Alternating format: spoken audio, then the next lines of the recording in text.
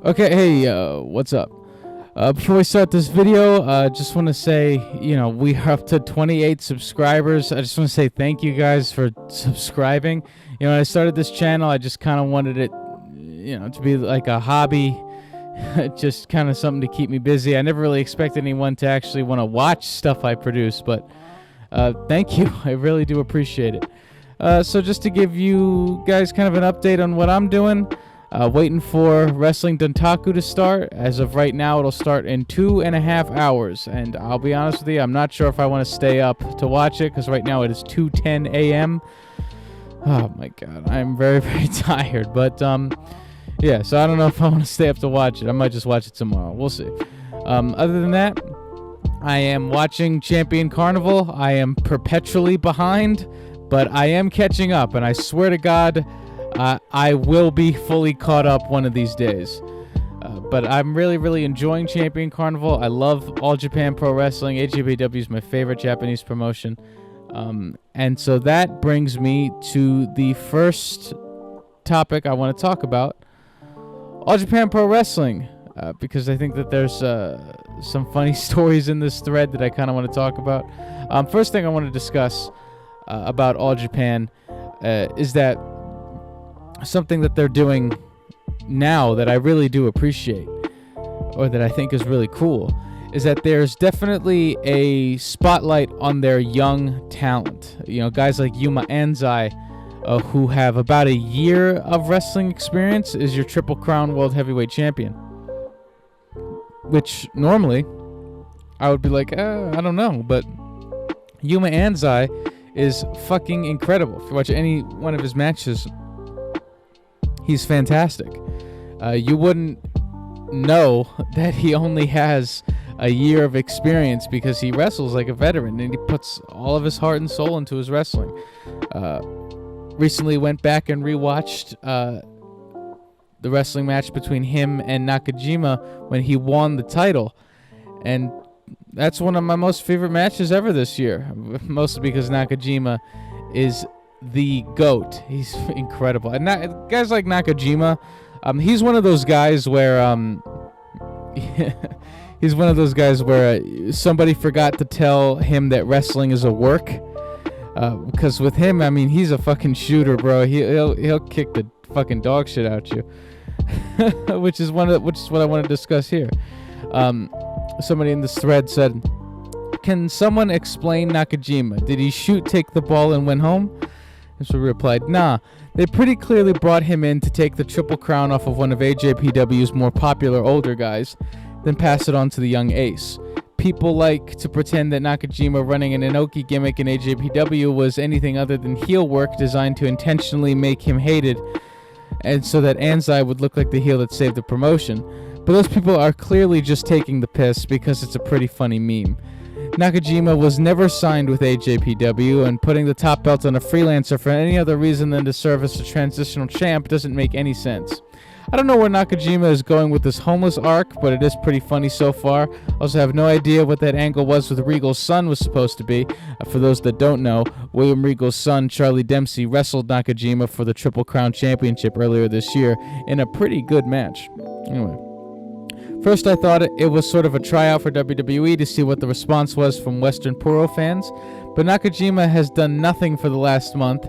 I can headcanon a few reasons why Nakajima has done nothing, but the only one that might make sense is that Nakajima is still in hot water with his wife after his affair with that rat came out. And so Nakajima's busy trying to keep his family together and is just posting these homeless pics to keep his name in people's memory while he is busy with troubles at home. All we can really do now is wait and see what happens next. Yeah, Nakajima definitely not the greatest guy in his personal life, but this homeless gimmick he's running now, if you see here, this homeless gimmick is really, really funny. Basically, the whole thing is that he lost the Triple Crown Championship, and now he's homeless and has no money, and he's struggling to find out where he's going to end up. I don't know. I think that maybe he'll end up back in Noah. I just think this is kind of funny. And the whole thing is a callback to this gimmick, which was incredible, the Inoki homeless gimmick. Basically, for those that don't know, Inoki in 2000 started a homeless gimmick called Homeless for Life to bring awareness to the life of the homeless in Japan. Since then until 2014, he held an annual event at the end of the year in Shinjuku-cho Park, where he served 2,000 bowls of ramen and other foods to the homeless. But in 2014, his staff inspected the park and found that there were no homeless people there anymore, and the event was ended. So, I don't know, I think it's kind of funny that Inoki started this whole thing to raise awareness for the homeless in Japan, and he only stopped because there were no more homeless in Japan. Here we see Inoki running his homeless gimmick. He looks dimes as usual. I mean, it's Inoki. I mean, my fucking opinion doesn't really count for shit, but Inoki's one of the greatest to ever do it. Anyway, what do I want to talk about next? Alright, next thing I kind of want to talk about is Miyu Yamashita. Back in TNA, she just did a match with Jordynne Grace that aired on Impact earlier. And it was a pretty incredible match for the Knockouts World Championship. Good to see Miyu back in America, working a match. She's still with AJPW, but I think it's really only a matter of time before she arrives to America. And I think she'd probably sign with TNA, since she's worked there before and the TNA audience knows her. And I think she'd have a pretty decent run. I mean, I definitely can see a strong Knockouts Championship run for her. And, after TNA, as far as in the West goes, I think the sky is really the limit. Whether it's AEW, whether it's WWE, I think she would probably be better off in WWE, given, WWE's track record with Joshi. You have Io Sky, who is going to be a Grand Slam world champion. Have world champion Asuka, longest undefeated streak in NXT. Grand Slam champion Kairi, NXT champion, a multi-time tag champion. So I think that she'd probably be better off in WWE, because AEW definitely, in my opinion at least, is my observation, does not have a good track record when it comes to Japanese female wrestlers. I mean, you can go with Shida and say, Shida was a former world champion, but now she's jobbing in ROH in front of 100 people. I don't know. I think that's fucking disgraceful. Anyway.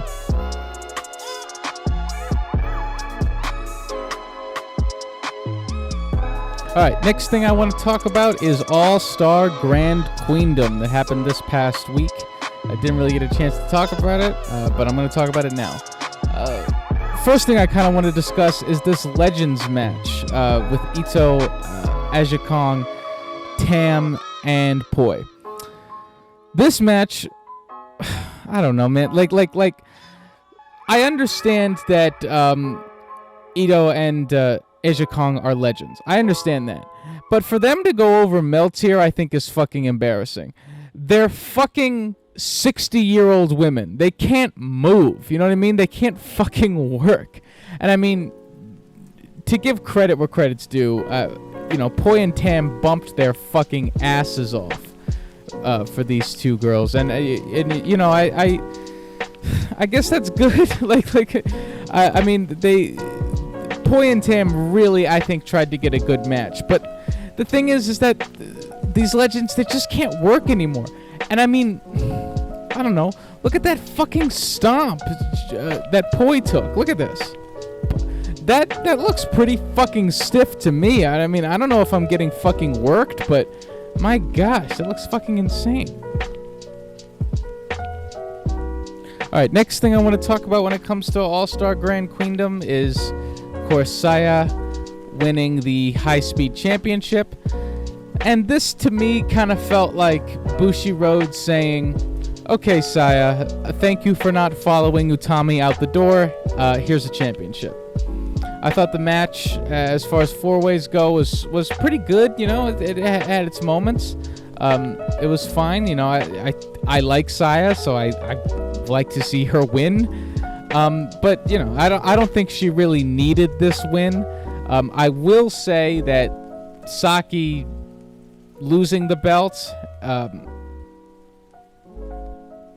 I will say that Saya winning, I think, gives a little bit more interesting matches than you could probably get with Saki. And, I like Saki. I think she's a pretty funny character, but, you can only go so far with her.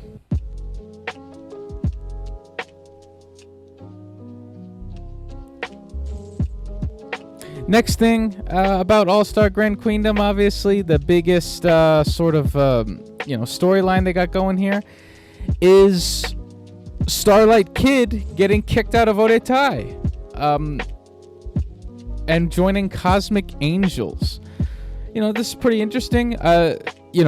Starlight Kid is by far one of the most over wrestlers in Stardom right now, so a face turn for her was, I think, pretty inevitable. And I think putting her back in Cosmic Angels is fun. You know what I mean? I think it opens up a lot more stories that you can do.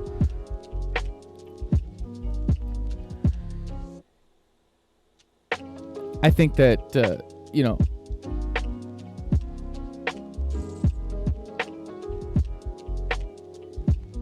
like I said, Starlight Kid is pretty over. So there's opens up a lot more. Obviously, Tekla coming back is exciting. I like Tekla. I think she's a great worker. I'm very happy to see her back. So a lot of good things happening in Stardom right now. At least I believe there's a lot of good things happening in Stardom right now. You wouldn't tell that by the attendance. Stardom definitely has a drawing problem right now. I mean, All-Star Grand Queendom, I think, drew around 2,500 people in the Buntai. Nowhere close to a sellout. Obviously, if anybody has any other information, please comment. I would be happy to hear it. But at least from what I've seen is that Stardom definitely is struggling a little bit right now. And I think that has to do with Bushiroad,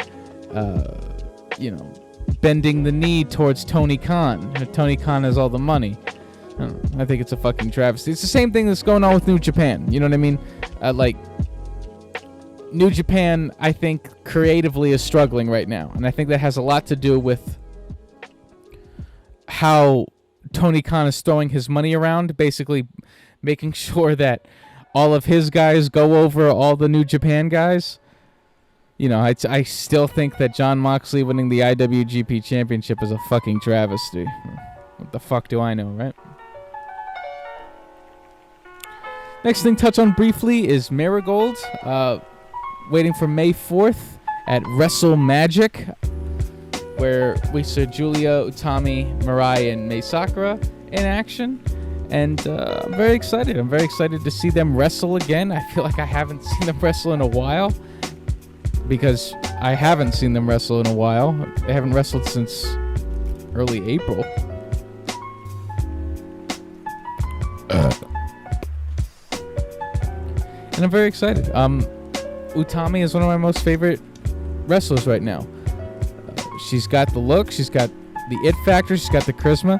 I do think her downside, though, is that she's just not very athletic. So, I don't know. We'll see what happens with her. I think I definitely do see her putting the fucking work in to get better. Because she probably sees Julia, who's getting that WWE contract. She's probably like, shit, I want that WWE contract. So, I don't know, we'll see what happens.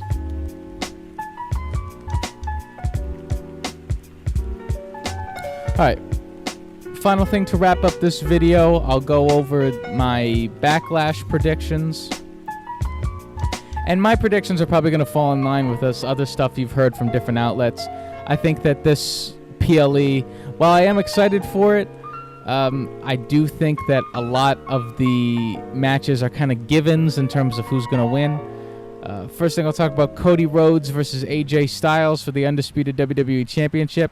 As I said in my last video, I am excited for this match. I think it has the potential to be really, really good if you give them time and you let AJ and Cody work. I think it'll be really good. But I think it is a foregone conclusion that Cody Rhodes will win. As much as I love AJ Styles, I mean, I'm a huge AJ Styles mark. It's a shame to see him get fed to Cody this early.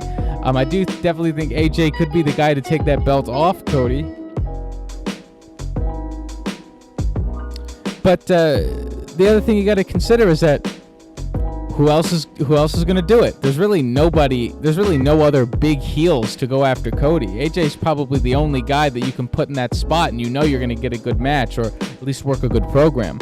So I don't know. I'll wait and see. I think I'm pretty excited. As a fan of AJ Styles, I want him to be the guy. Like, I want him to be world champion. I know he's been world champion before, but I would like to see what he can do in this new era. And I know recently he said that he feels like he's at the end, of his career, that retirement's on the horizon, that he can see the finish line. So before he retires, I would like to see one last good run as world champion. I think that would be really cool. Maybe a Bullet Club reunion, but that's probably a fucking pipe dream. Next match, Damian Priest versus Jey Uso. This is the one where I'm kind of scratching my head a little bit, because it's Damian Priest's first defense as world champion. So he's probably going to win, but Jey Uso, I understand that you want to push Jey Uso. I understand that you want to push him as a main eventer, main event Jey Uso, but putting him in this position is weird to me, because I think it's a pretty foregone conclusion that he's going to lose, right? Main event Jey Uso, more like mid-card jobber Jey Uso. It just doesn't, I do think that there is a possibility that we could see some Judgment Day interference and they sort of mess up, costing Priest the championship. I do think we could see that. Because Drew McIntyre needs to win the World Heavyweight Championship. I think that, he will wrestle CM Punk probably at SummerSlam. I could see Drew McIntyre taking the belt off Damian Priest at Clash at the Castle. And I do definitely want to see Drew McIntyre as world champion. I love Drew McIntyre. But then it's weird to put Jey Uso in this position. Again, there's the factor of, I don't know who else it's going to be. Who else could it be besides Jey Uso? But it just sucks that Jey Uso's going to lose. And then doing that, you risk losing the goodwill that he's built up with the fan base. I mean, Jey Uso's mega over, but he keeps losing in these big spots. Eventually, people are gonna be like, I don't want to cheer this guy, he always loses. So that's just kind of my thoughts on it. Next, we have Tiffany Stratton versus Naomi versus Bayley for the women's WWE Championship. I think it's going to be a pretty good match. I think Bayley will retain, and I think that's probably going to be the theme for the night, is that we're going to see a lot of champions retain.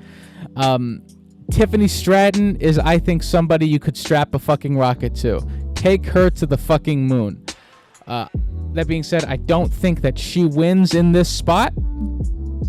I do, however, see Tiffany Stratton winning Money in the Bank and then cashing in on Bayley. I think that that's kind of the route you could go.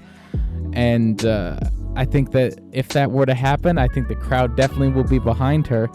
She's a heel, but she's one of those heels that's fucking over. You know what I mean? Because she's a great worker. She's got a great personality, great look. I think it's a really fucking no-brainer that you strap the rocket to her. That being said, I think Bayley does win this. Again, it's her first defense, so I think Bayley wins. Out of all the four horsemen, it definitely always felt like Bayley was the one left behind. And I think now they're starting to give her her flowers, and now they're going to start booking her as this big, dominant face of the company. And so good for her. I like Bayley. Naomi in this match feels kind of random. I know they were working that angle with her, but I don't know. I think she definitely does feel kind of thrown into this. I don't really know kind of what she's doing here, but I don't know. We'll see how it plays out. Next match, the Kabuki Warriors, Asuka and Kairi Sane versus Bianca Belair and Jade Cargill. Now, I understand this might be not a very popular opinion, and I understand I might be biased. I find Bianca and Jade to be very boring.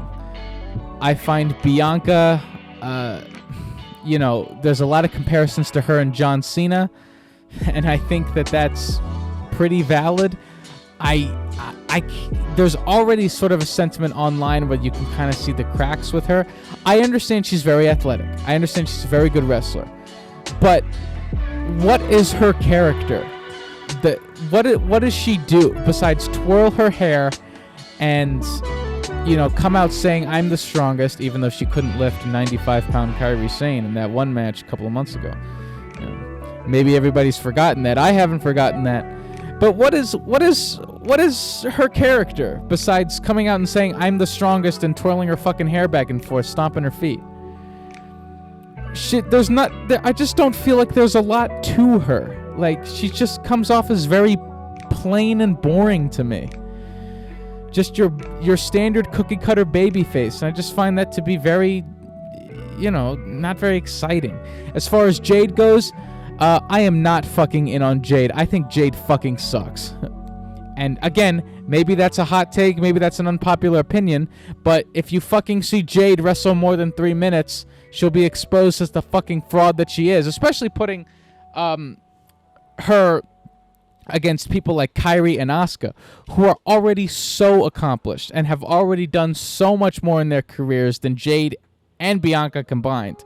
I mean, said it before, Asuka has the longest undefeated streak in NXT. She is a Grand Slam champion. Kairi, done wonders in Stardom. So they've already had much more accomplished careers. And I understand that Bianca and Jade are fairly young in their wrestling career. Fairly young. But I don't know, man. Like, definitely the Kabukis are dropping the titles to Jade and Bianca. And I am just not in on Jade and Bianca. I think that they're just very boring. I don't know, man. They're just very, very, very, very boring. As far as where Jade and Bianca go, now that being said, I do think that there is a possibility that they lose because Jade turns on Bianca. I do think that that's a possibility. But I think in this instance, Bianca and Jade will win. And that's a fucking shame because, oh my God, the fucking Kabukis are doing the job, and it just fucking sucks because they're some of the greatest wrestlers in the world. Certainly some of the greatest Japanese wrestlers in the world right now. So Kabukis are going to do the job.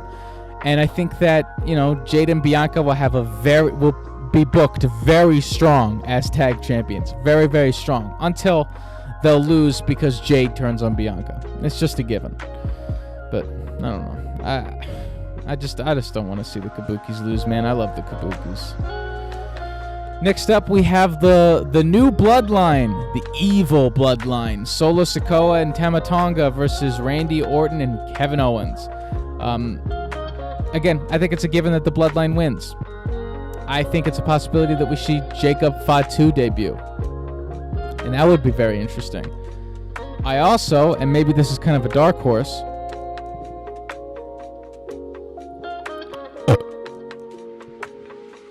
I think it's a possibility that we see Jacob Fatu debut.